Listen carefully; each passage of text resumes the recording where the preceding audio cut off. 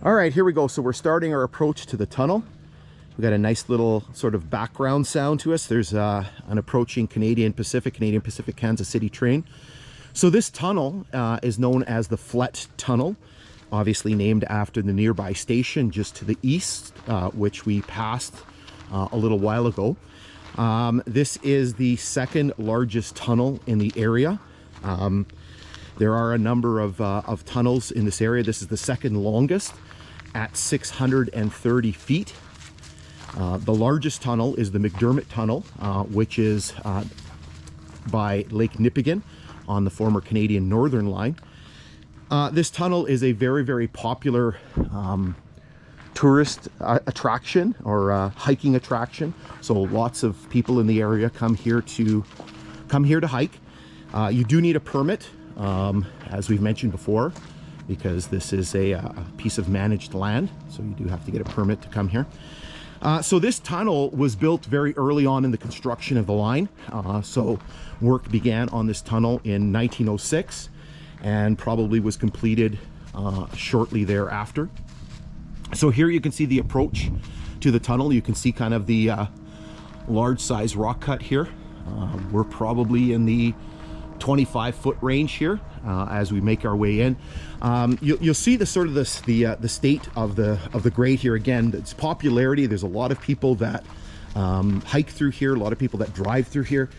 Normally these depressions here are full of water. It's been very, very dry, and so thankfully there is no water right now, both here in these low spots here and in the tunnel as well. You can see there's quite a bit of graffiti. All right, so we're approaching the opening of the tunnel itself. You can see that it's just basically a natural rock tunnel. There is no concrete or any type of work that's been done on it, unlike the Macdiarmid Tunnel. And the reason why I bring up the Macdiarmid Tunnel is there's a similarity, and I'm going to talk about that as we get into the tunnel itself.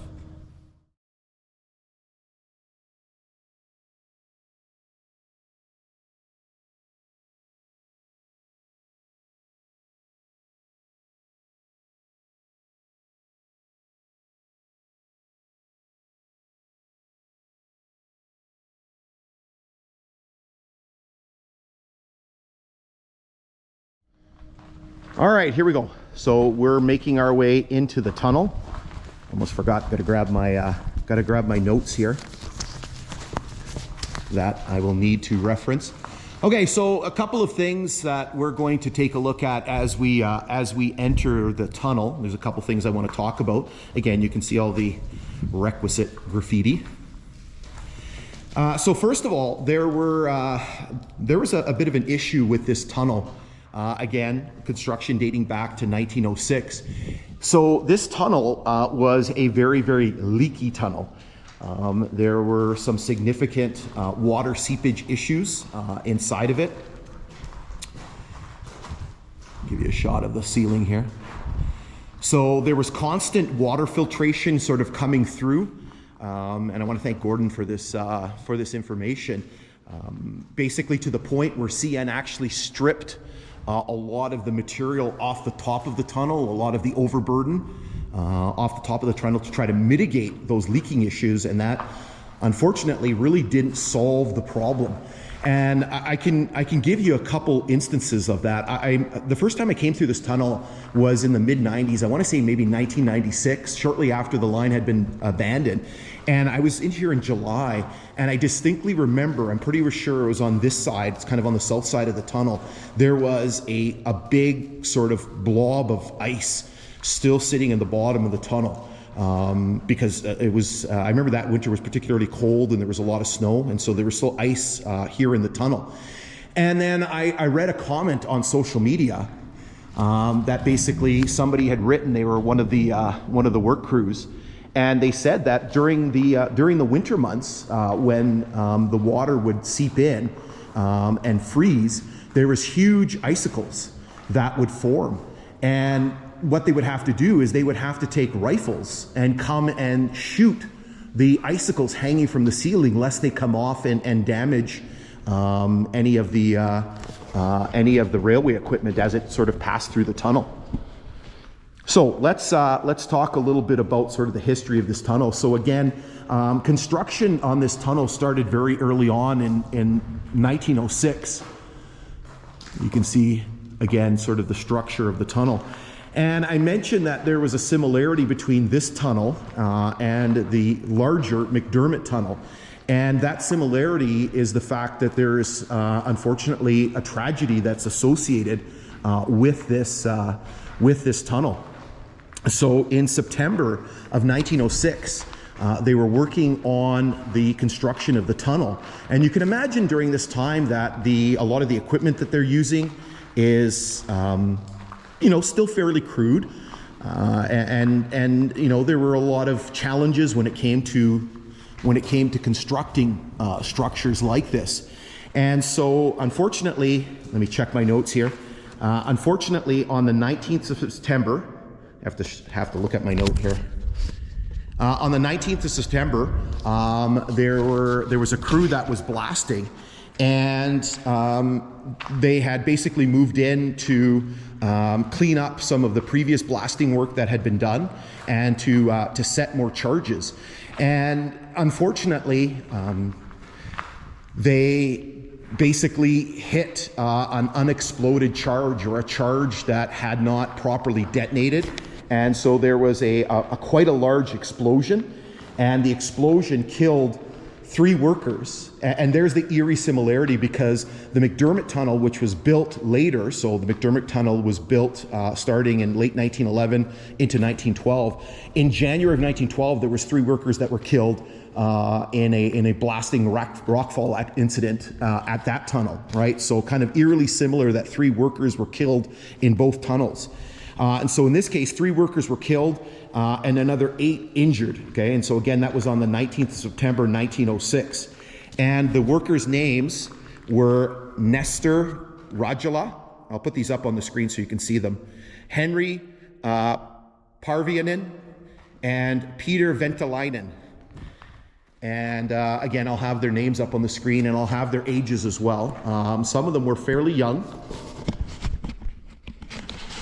So again, just a very sort of tragic set of circumstances. So right now, I'll flash up a couple of newspaper articles so you can see some of the details of the explosion. And again, if you go to my website, there's a link in the description, and you're going to find those newspaper articles, and you can kind of look through them and basically see some more information.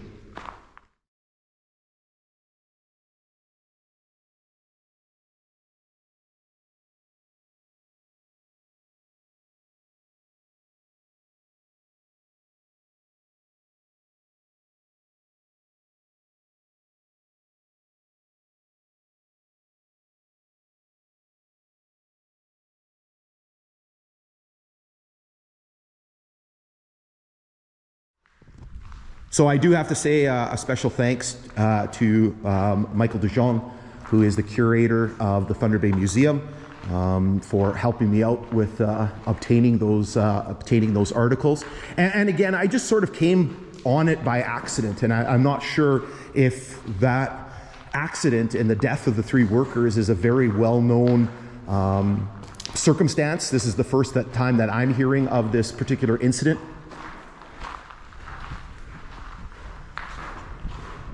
Some pretty neat, I don't know if those are drill marks or if those are kind of like natural kind of, striations in the rock. It's basically kind of almost 3 little sort of parallel markings right on the rock itself. So we're now approaching the western portal of the tunnel.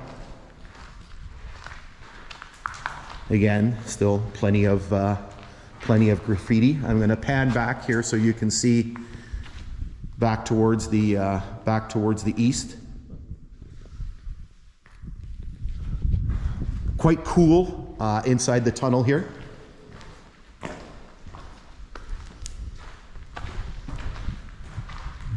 turn off the light here.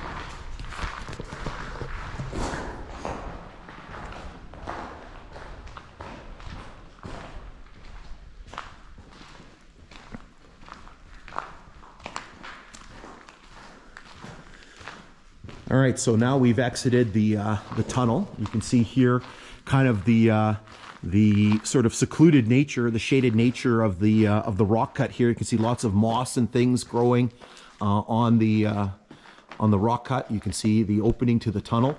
I will mention that if you do go to my website and you go to my page on Flett, and again, there's a link in the description, you will see a picture of this opening of the tunnel that was taken in 1909, shortly after the railway line opened. And the picture is taken way up, further up. There's basically the railway line is kind of straight here. And then just up there, it makes a curve and there's a rock cut up there. And so the picture was taken there looking back towards the opening of the tunnel itself.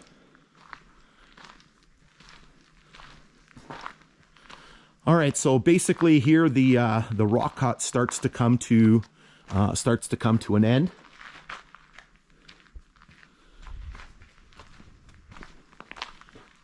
And so what we're going to do here is we're going to pause momentarily, and then we're going to continue our journey to the west, heading out towards Griff Station.